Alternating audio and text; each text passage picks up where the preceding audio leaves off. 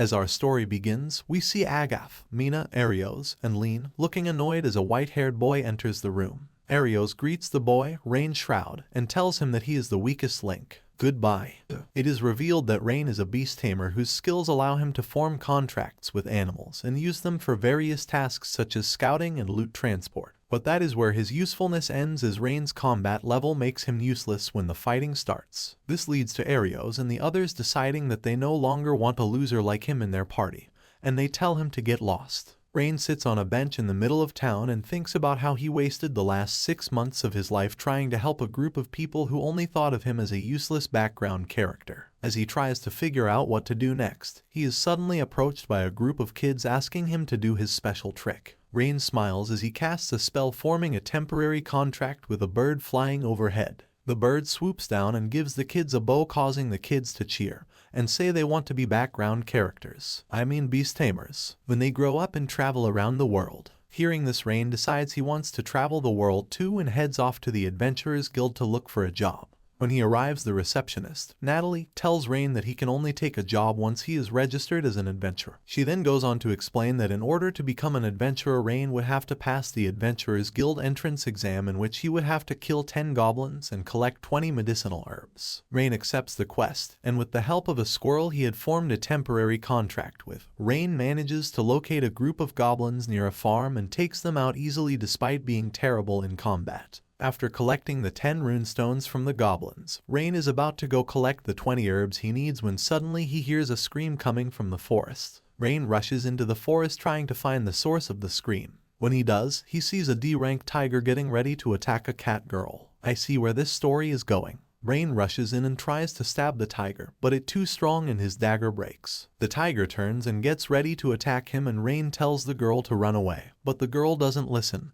Typical, and she jumps up in the air and Falcon kicks the tiger, killing it instantly. As the girl sits on top of the tiger, Rein realizes that she is a cat spirit, the rarest type of ultimate species. Ultimate species are unique beings that have immense power and magic, and cat spirits in particular are pure magic users who are on the brink of extinction, but have now evolved and gained expert level physical abilities, making them highly sought after. As thanks for saving him, Rein decides to share some of his food with her as she looks worn down from the fight earlier. Feeling re-energized, the cat spirit introduces herself as Canidae and explains to Rein that she got bored of living in her small town and decided to travel the world and ended up in this forest where she was attacked by the tiger. She then goes on to explain that she can sense a strong power coming from Rein and thinks that he will become a powerful beast tamer, so she decides to join his harem.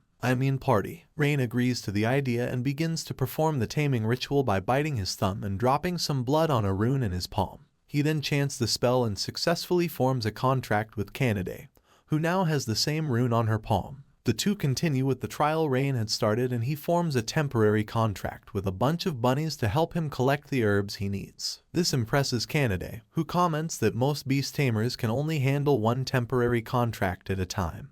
But Rein is able to form multiple temporary contracts while still maintaining his contract with her, an ultimate species. Rein brushes her comment off, saying that his skills can't be that impressive if the hero party didn't even want to keep him, and the two finish with the trial before heading back to the guild. Back at the guild, Rein hands in the items he collected for the trial and successfully becomes an F-ranked adventurer with the Horizon Adventurers Guild, and Natalie gives him a card, which will be his adventurer ID and 50 coins. Realizing this will not be enough to rent a room or feed himself and Canidae, Rein decides they should take on some more jobs. Rein heads to the guild's diner where Canidae is waiting for him. As they talk about what their next quest should be, they are approached by a man with a scar on his face who suggests that Canidae should ditch the loser and join him for lunch. Canidae tells Scarface to get lost, but the man just laughs and suggests that he and Rein should arm wrestle with the winner getting to keep Canidae. Rein accepts the challenge and sits down, expecting to lose due to his lack of physical ability. But when the match starts, he instantly slams Scarface's hand through the table and leaves him on the floor screaming in pain.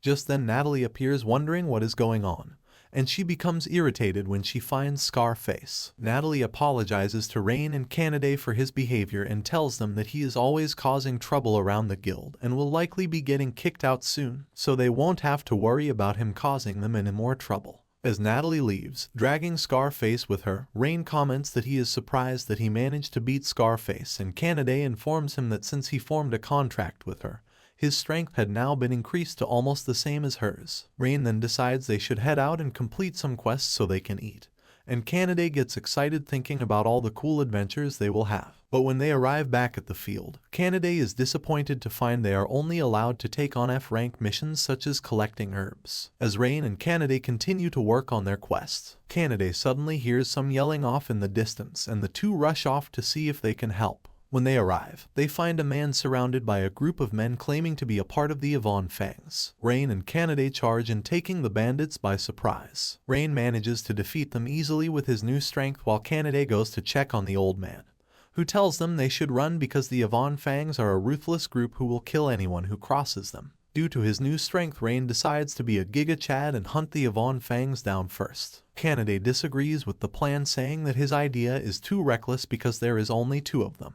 But Rein convinces Canaday to trust him, and he makes a contract with a squirrel to lead them to the Yvonne Fangs base. When they arrive at the base, Rein forms another contract with a special species of bee that has a potent sting that can paralyze a person for 12 hours. After forming the contract, Rein sends the bee to collect the rest of its hive, and he tells Canaday to head back to town and bring back the Order of Knights and some adventurers to help them arrest all the bandits. Canaday agrees to the idea and heads back to town just as the bee returns to Rein with the rest of its hive. After forming a contract with the rest of the hive, they head into the bandits' base and start paralyzing the bandits one by one. Canaday returns with the adventurers, and Rein gets them to start rounding up all the bandits. Rein then notices that none of the Order of Knights showed up, and one of the adventurers explains that the Order didn't think the bandits were a real threat, so they decided not to come and help. Suddenly the ground starts shaking, and 3 C-ranked king lizards break out of the cage the bandits had been keeping them in and start attacking the adventurers and bandits. The king lizards are no match for Rein and Canaday, however, as Rein uses a falcon punch to slow one lizard down and Canaday uses a falcon kick to slow another. Rein then tells the adventurers to get themselves and the bandits out of the cave while they finish off the king lizards. As the adventurers make their way to safety, Rein and Canaday go to work and quickly finish off the lizards with a few more hits before exiting the cave to join the rest of the adventurers. Meanwhile, back in the forest, 2 of the heroes' party members, Lean and Mina, are busy tearing a strip off their new beast tamer for not doing a good enough scouting job on their most recent mission. The beast tamer tries to explain that they are being unreasonable for expecting him to form a contract with 10 to 20 creatures, but the 2 don't believe him, as Rein could always do it with no problem. Tired of listening to his excuses, Lean threatens the beast tamer, telling him that he better take all the blame for the mission going wrong so the heroes' party's reputation wouldn't be affected. She then tells him to get lost. After spending most of the day arresting and turning in the bandits, Rein and Canaday head back to the guild to turn in their original quest and report the defeat of the Yvonne Fangs. Hearing the report, Natalie gives Rein a special promotion to E rank and a bag of silver coins as thanks for their hard work. Rein and Canaday then decide to spend their reward on some new gear, a big meal, and a room for the night. A week has passed since Rein formed a contract with Canaday, and the 2 have been taking on jobs and gaining more experience trying to get to D rank. After completing a job one day, Natalie offers them a quest to take care of someone called the guard dog of Stridebridge, who has been terrorizing anyone trying to cross, and as a reward they would get 5 gold coins. Needing the money, Rein accepts the request and the 2 head off towards the bridge. When they arrive at the bridge, they are confronted by a giant red dragon that lands in front of them and turns into a girl. I know where this is going. The dragon girl tells them her name is Tanya and explains that she is an ultimate species like Canaday. She continues and says that in her culture, dragonoids are expected to fight a worthy opponent once they come of age, so that is why she has been guarding the bridge. Tanya then challenges them to a 2-on-1 fight. Before Rein has a chance to answer, Tanya rushes forward and attacks Rein, who barely manages to block her. Tanya then blows fire at them, which burns Canaday's tail, causing her to become upset and attack Tanya. As the 2 are both ultimate species, they are evenly matched, so Rein tries to help Canaday, but before he can do anything, Tanya grabs both of them and throws them into the air before launching a powerful fire attack towards them. As the smoke clears, Tanya sees that Rein and Canaday are still alive, and it is revealed that at the last second Canaday had used her ultimate beast skills to push them both out of the way of the blast. Rein then tells Canaday to distract Tanya while he works on a plan. Canaday agrees and lunges toward Tanya, attacking her head-on. Meanwhile, Rein is trying to find a special bird he had seen while he was in the air. Rein manages to find the bird and forms a contract with it before sending it to get its friends. Rein returns to the fight with the bird and its friends, who Rein also tamed, and Rein sends them to attack Tanya. The birds surround Tanya and begin to peck at her. This only annoys Tanya as they are too weak to actually damage her. Tanya manages to get rid of them, but before she can take a step towards Rein to continue their fight, she falls to the ground unable to move. Rein then reveals that the birds are a special poisonous breed that have enough poison to take out even an ultimate beast like her. Hearing this, Tanya admits defeat and Rein makes her promise that she won't bother anyone trying to cross the bridge. Tanya agrees to his request, and Rein adds that he wants her to come back to town with them so he can ask her some questions.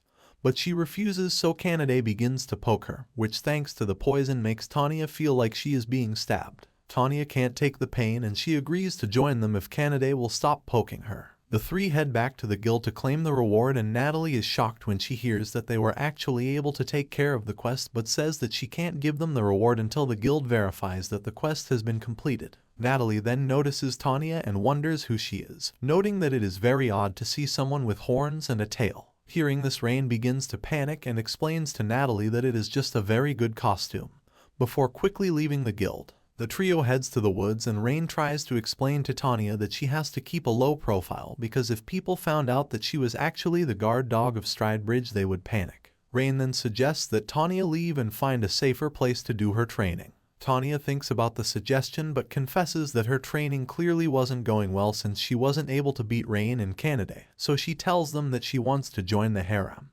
Party. Rein and Kanade are stunned by this, but ultimately Rein accepts and forms a contract with Tanya. Later that night, Arios and his party return to town after a week of exploring the woods. Arios is upset because they were unable to complete any of their jobs due to not having a beast tamer in their party. Arios decides the group should try and take advantage of Rein and ask him to rejoin their party so they can clear the woods.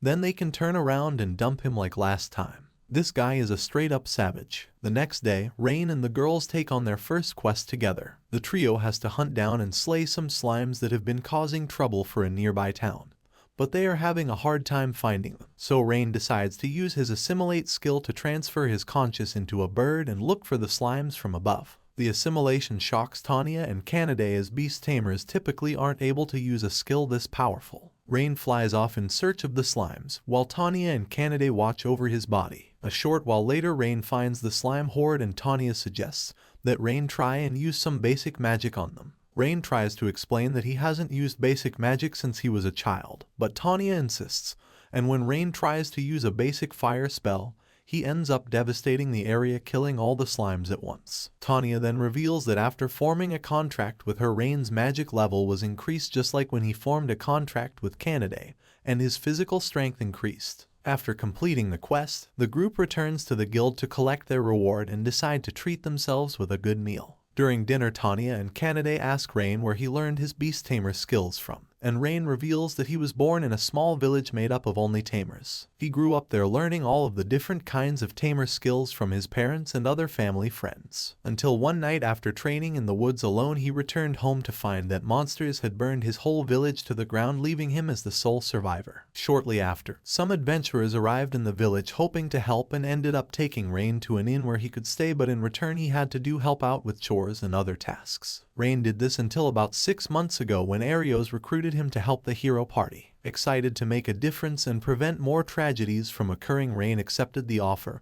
and worked alongside them until they fired him. When he is done retelling his story, Kanade and Tanya say they are both proud of him for all he has accomplished despite his rough past, and that they are both thankful that he is their master. Rein begins to cry hearing their kind words and promises to keep doing his best. Right in the fields. The next day, the group takes on another quest, this time to hunt some orcs. Tanya and Kanade decide to have a contest to see who can beat more orcs. The two begin and Tanya burns some of the orcs with her fire blast while Kanade uses her strength to punch, kick and throw things at them. Suddenly, Tanya is tripped by an orc while another tries to ambush her from behind. Luckily, Rein jumps in and takes the hit for Tanya as Kanade Falcon kicks the orc into the Shadow Realm. Tanya is so upset that she let her master get hurt, but Rein reassures her that it's no big deal because he can just use advanced healing magic thanks to his contract with her. Back in town, Rein turns in their quest, but when he comes out of the guild, he only sees Kanade, who informs him that Tanya took off somewhere shortly after they arrive back in town. Rein begins searching and eventually finds Tanya alone on a bridge. As he approaches, Tanya begins to cry, apologizing again for getting him hurt. Rein just smiles and tells her not to worry so much and to just be careful because he and Kanade care about her and would hate for anything bad to happen to her. The next day, as the trio are finishing their quests and heading back to town, they run into Arios and his band of merry losers. Not wanting to catch their loser energy, Rein decides to take a different route home. Arios tries to stop him, saying that maybe they could work together again even though he is a worthless loser. Suddenly, Kanade and Tanya step in front of Rein and Arios is shocked to find out that Rein has tamed a cat spirit and a dragonoid. Arios wonders why they would waste their time with Rein, and the two girls explain that they are a part his harem, so they will do anything he wants. Tired of all their useless noise, Rein demands to know what Arios wants, and Arios explains that they have a quest in the Lost Woods, and they want Rein to join the party again to help them with it. Rein declines the offer without a second thought and starts leaving when Mina suddenly tells them that their quest is to find the Shield of Truth, a noble relic that is needed to defeat the Demon King. Mina continues and explains that without this relic, defeating the Demon King would be impossible, and monsters would be free to run wild, burn down villages, and kill innocent people. Now that's just cold. Hearing this, Rein thinks back to what happened to his village and reluctantly accepts the offer to help the hero party retrieve the shield. The heroes aren't grateful for his help, however, and begin insulting him for not accepting the offer faster as they start heading back to town. Anyone else hoping they don't make it to the end of the video. Before they can get too far, Kanade and Tanya stop the heroes and demand that they apologize to Rein for insulting him. The heroes are shocked by their demand, and Arios loses his temper, grabbing Rein by the collar, demanding that he teach his pets some manners. Rein snaps and Falcon punches Arios, sending him flying. Arios gets up and challenges the trio to a fight to see who has the superior party. First, Kanade faces off with Agath and quickly overwhelms him with a barrage of punches. Agath tries to counter with his special sword technique, Hellfire Slash, but Kanade simply kicks it away. Realizing he can't win, Agath drops his sword and asks why a powerful beast like her would form a contract with a useless loser like Rein. Annoyed, Kanade rushes in without answering and kicks Agath full force in the face, sending him flying into next week. Next up is Tanya, who is facing off against Lean and Mina. The mages too cast their spells at the same time, but Tanya simply snaps her fingers, causing the spells to vanish. The two mages try again, this time using different spells, but again Tanya just snaps her fingers, making the spells vanish. Tanya explains to the mages that she is using a skill called Material Cleanser, which negates all magic cast at her by finding the appropriate counter spell. Annoyed, the mages continue casting spells until they run out of mana. Tanya then decides that it is her turn to cast a spell and threatens to launch an epic level spell at the mages, causing them to panic. Tanya then cancels the spell, saying Rein would be upset if she used it, and the two mages faint out of fear. Finally, Rein is set to face off against Arios,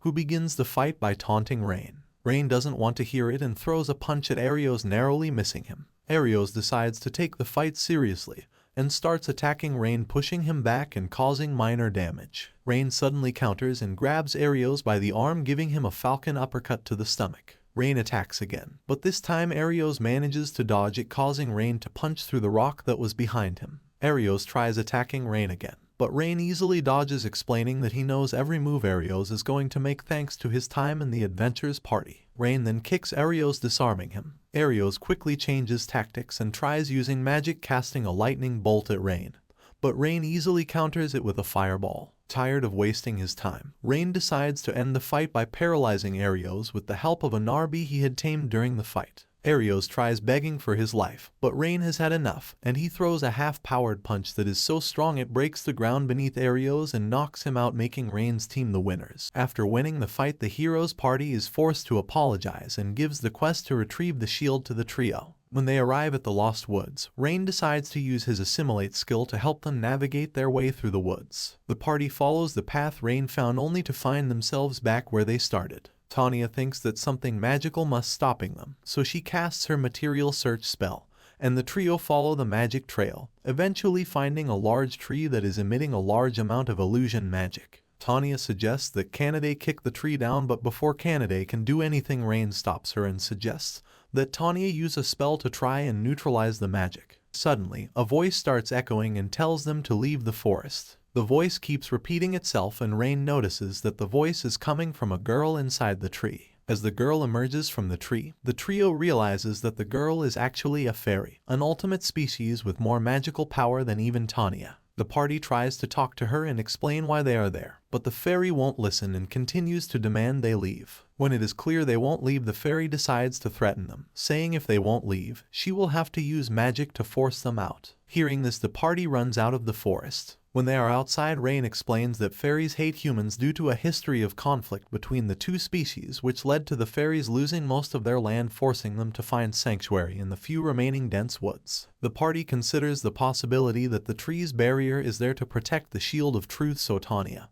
and Canada try to come up with a plan to destroy the tree, but Rein thinks they should try and talk to the fairy again. The party returns to the tree, and Rein tells Canada and Tanya to stay back while he confronts the fairy. As Rein approaches the fairy, she warns him that she will attack him if they don't leave the forest. Rein tells her to attack him so he can prove that has honest intentions. The fairy fires a bunch of arrows at Rein, but Rein doesn't move, getting grazed by the arrows. Rein continues to stand there just smiling at the fairy, which leaves her confused. Rein takes this opportunity to try and reason with her, but the fairy quickly goes back on the offensive and sends another attack towards him. This time, however, Canada and Tanya step in and block the attack for Rein. The two girls then try to reason with the fairy, telling her about all the kind things Rein has done for them and others. The fairy is intrigued by the stories and decides to hear Rein out. The fairy introduces herself as Sora, and after listening the reason they are there, Sora explains that she is the one who put up the barrier, but states that she cannot take it down because it is the only thing protecting the fairy village. She then goes on to explain that she knows where the shield of truth is because fairies are the ones tasked with guarding the relics. She retrieves the shield from the tree and hands it to the group, saying that her hatred for monster is far stronger than her hatred for humans. Having completed their mission, the group goes to leave the forest, but Rein suspects something is wrong, so he goes back to Sora and asks her. Sora reveals that she has a twin sister named Runa,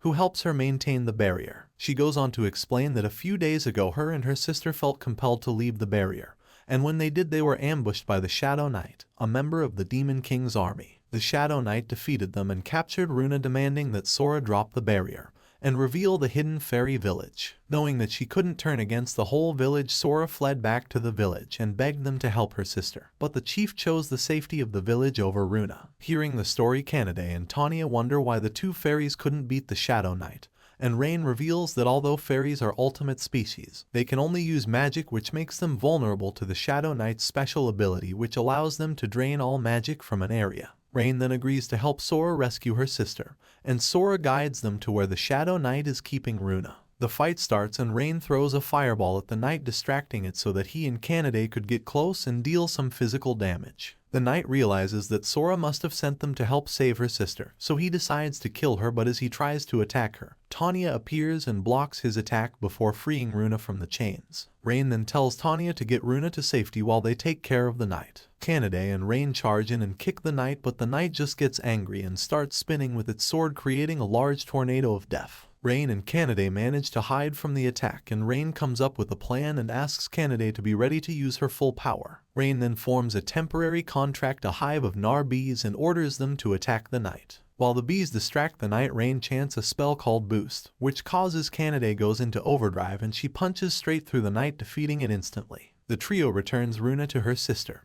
and Rein notes that although they look identical, their personalities are the total opposite. Sora has a gentle and elegant nature, while Runa is more rough and crass. Sora decides they can't return to the village that abandoned Runa, so Canada suggests that they join the harem. Party. Rein agrees with the idea, obviously, but he doesn't want to force them into anything given the fairies and humans' past, so he leaves the decision up to the twins. The twins believe that Rein is a good person, so they accept the offer to form a contract with him. Unlike his previous contracts, however, Rein has to use much more magical energy to tame two ultimate beasts, and because of this he becomes weak and almost falls over, but the twins catch him and greet him as their new master. Nice, a 2-for-1 special. Only 2 days after taking the quest from Arios, Rein hands over the shield to the heroes, who suspect him of giving them a fake shield, so they magically test it and are surprised to find that it is the real deal, so they give Rein the reward they had promised him. As Rein turns to leave, Agath asks him to rejoin the party for real, which makes Arios angry because Agath did not ask for his approval first. Agath argues that they will need Rein's help if they want to defeat the Demon King, and the other members reluctantly agree. Agath then puts his hand out to seal the deal, promising to treat Rein better and pay him well. But Rein sees through the act and knows they haven't changed, so he refuses the offer, stating that he already has a much better party waiting for him. Rein takes his leave, and the hero's party tries to cope with the rejection by insulting him, and Arios vows to get revenge one day for Rein treating him this way. Later, Rein's party sits outside and talks about the legend of the Demon King. Rein explains that the Demon King has limitless power which he used to control the human race for hundreds of years until one day the first hero decided to beg the gods for help and they gave him some of their divine blood. With this powerful blood coursing through his veins, the hero was able to go beyond plus ultra and endlessly level up until he eventually became strong enough to take down the Demon King. Rein continues and says that the threat of the Demon King is still real though, so it is the job of all heroes from each generation to try and defeat the Demon King. Hearing the story, Sora and Runa ask Rein why he doesn't try to defeat the Demon King. Runa points out that since he has multiple ultimate species contracted to him, he has access to their abilities, making him stronger than ordinary humans just like the hero. Canada and Tanya agree with the idea, and Rein admits that although he would try and defeat the Demon King if it came down to it, it is a big task that he isn't sure if he is mentally prepared for. During lunch, the group decides that Rein should purchase some equipment to help with the more difficult quests they will be taking on in the future, so the group heads off to the best equipment shop in town. When they arrive, they start searching for a new weapon, and Rein picks out a dagger, saying that it is the weapon he is most comfortable with. When he unsheathes it, however, he notices that something is off. Just then another adventurer bursts in and asks to buy the best weapon. The grumpy dwarf, who owns the store, gets the adventurer a beautiful sword, and the adventurer leaves thanking the dwarf. Suspicious, Rein approaches the dwarf and asks if he really gave the other adventurer his best weapon because all the weapons in the store look great but seem to be lacking the strength to handle a real fight. The dwarf glares at Rein for a moment but then bursts out laughing, and he admits that the weapons on display are all average weapons that he can craft with one hand. He goes on to explain that everybody comes into the store expecting to get the best weapon without considering their ability or compatibility with the weapon. Because of this, he believes it is reasonable to keep his best crafted weapons in a separate collection and save them for worthy adventurers. The dwarf introduces himself as Gantz and says that he is very impressed with Rein's ability to spot a good weapon, so he offers to craft him a special weapon. However, Gantz admits that he doesn't have the materials to make the weapon. What a tease. Rein wonders what materials he will need, and Gantz reveals that he will need a special kind of mithril found only in his family's mithril mine. Gantz then explains that recently his family's mine had run out of mithril, which seems strange as this has never happened before, so he suspects something is wrong. Rein offers to help investigate the mine in exchange for the best weapon Gantz can craft. Gantz accepts the offer and the group heads for the mine. When they arrive at the mine, the party notices that the place seems to be abandoned, but Rein feels like something is off, and he explains to the girls that he thinks that illegal miners might be to blame for the missing mithril because the supply gradually stopped rather than stopping abruptly. Suddenly, a bird flies overhead and lets out a call, and two men appear from inside the mine to investigate the noise, proving Rein's theory correct. Canada and Tanya quickly knock out the two men, which frustrates Rein as now he cannot get any information out of them. Hearing this, Sora and Runa offer to use their magic to look into the men's memories, and they find out that there is a total of 7 illegal miners working inside. Canada then wonders how they knew that Rein and his harem were outside, and Rein suspects that they must have their own beast tamer helping them with surveillance. Rein and his party decide to walk straight into the mine since their cover had been blown and there was no point trying to sneak around. Suddenly, a huge fireball flies towards them from deeper in the tunnel, and Sora and Runa rush to create a barrier to protect the party while casting a spell to nullify the miners' magic. The other miners attempt to shoot arrows at the party, but Tanya steps up and burns the arrows before they can get close, and Canada goes in to finish them off. While the others tie up the miners, Rein comes face to face with the other tamer. The tamer rushes in towards Rein, but he counters and hits the tamer in the gut, winding him. The tamer refuses to give up that easily and summons his beast, a B-rank monster called a behemoth. Rein and his party are shocked that the tamer was actually able to tame the beast, since usually behemoths hate humans. The tamer reveals that he raised the beast from a young age, so it has no hostility towards him. The behemoth charges at the party, slamming the ground, which causes the mine to start collapsing, so Rein creates a distraction, allowing the girls to get the other miners to safety. Once the miners are safe, Kanade heads back in to try and help Rein and luckily makes it back just in time to pull Rein away from a devastating attack.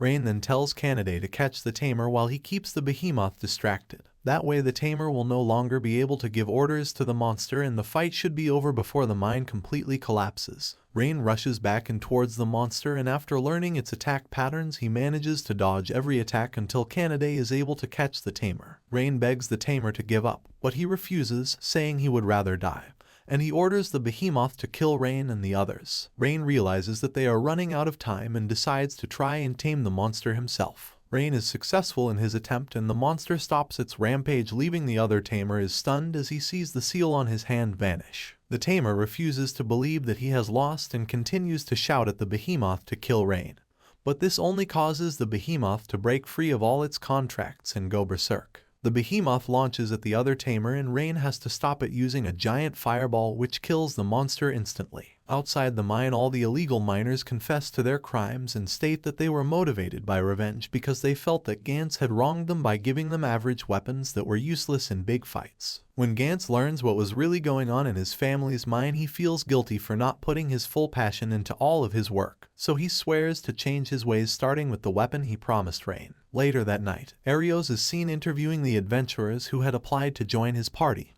However, Arios rejects all of them because none of them can do half of what Rein used to. Frustrated with the outcome, Arios tells Mina to leave him for the night, and when she is gone, Arios pulls out a ring from his desk and swears to put an end to Rein. A few days later, while walking through the town, Rein and the twins are suddenly approached by a man who has taken a liking to the twins. The man demands Rein hand the girls over to him, saying that he is Edgar Fromware and acting like that name is supposed to mean something to Rein. When Rein refuses to hand the twins over to him, Edgar sends his knights to retrieve them, but Rein manages to take them all out single-handedly. Edgar then resorts to dirtier tactics and tries taking hostages, again demanding that Rein hand over the girls, but this time adding that innocent people will die if he doesn't. Rein doesn't know what he should do, but suddenly he feels something instinctual bubble up inside of him, and trusting it, he casts a fireball spell which turns into multiple fireballs that target the guards and wipe them out. It turns out that Rein had just discovered that he can use an ability called consecutive incantation thanks to his contract with the fairies, allowing him to multiply his spells. Rein then demands that Edgar get out of his sight,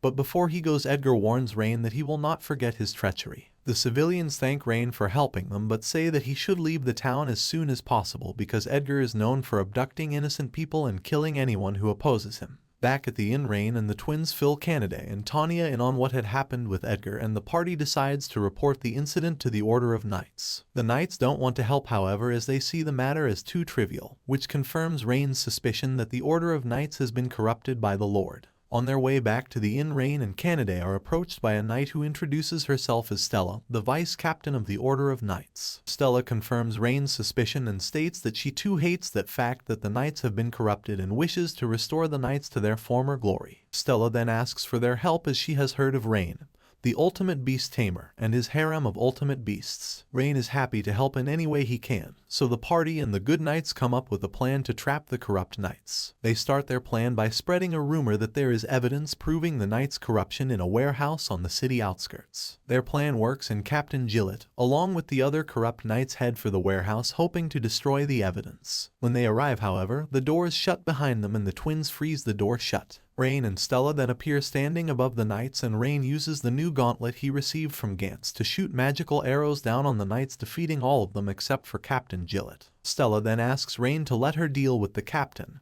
which Rein agrees to. Stella then jumps down to the captain's level and the two engage in a duel. Gillett proves to be a strong opponent, using his brute force to try and overpower Stella, but in the end, Stella gains the upper hand and defeats Gillett. Back at his manor, Edgar receives word that Gillett has been defeated, and he becomes so enraged that he summons one of his slaves so that he can take his anger out on her. Suddenly, Arios appears and tells Edgar that he too hates Rein and suggests that he take the dark magic ring he has and use it to kill Rein. After Arios leaves, Stella and rest of the Order of Knights show up and surround the manor, demanding to see Edgar so they can arrest him for his crimes. This turns out to be a distraction which allows Rein and the twins to sneak into the manor and free the kidnapped civilians. Once inside, Runa uses material search to find where the civilians are being held, and she detects a bunch of magical signatures coming from below them. Runa also points out that there is a magical signature of an ultimate species coming from above them, which Rein decides to go investigate, leaving the twins to get the other prisoners to safety. Rein eventually finds the source of the ultimate species signature in a room with a cell. Inside the cell is a girl with fox ears and 3 foxtails, which makes Rein realize that she must be a demigod ultimate species. Rein breaks the cell door, and once inside he immediately starts healing the girl. When he is done, she hugs him and thanks him for his kindness before introducing herself as Nina.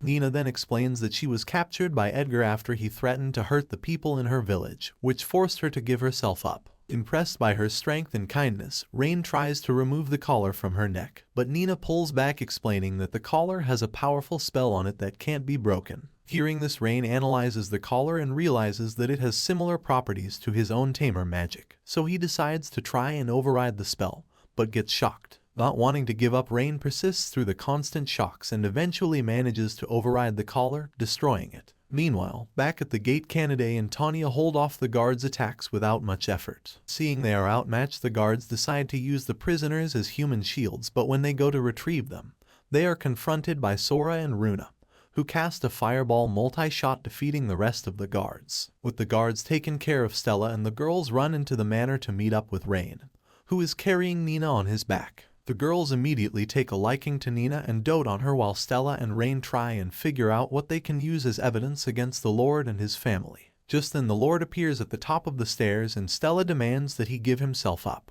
The Lord refuses to go quietly, and Rein uses his gauntlet to restrain him. Suddenly, Edgar appears and uses the power of the ring to summon a Grim Reaper that strikes Rein directly in the heart, and Arios, who has been watching the whole time, thinks he has finally gotten his revenge and leaves before he is discovered. However, Rein is still standing, and he and his party wonder how he was able to survive an epic level instant death spell. Luna, acting on a hunch, then casts an epic level poison spell on Rein, which also doesn't affect him. Luna then reveals that Rein must have received a second ability from his contract with the twins, one for each of them, and this skill in particular allows Rein to nullify any epic level magic cast on him. Watching the party celebrate Rein's escape from death, Edgar becomes even more resentful of Rein and his magnificent harem, causing the ring to feed off his negative emotions and explodes, releasing the demon inside of it. Seeing the demon, Rein becomes frozen in terror as he realizes this is the same demon that burned down his village and killed his parents. The demon takes off and Rein knows that it is going to go after the townsfolk, so he and his party chase after it while Stella and the knights go to protect the townsfolk. The party catches up with the demon and try to stop it,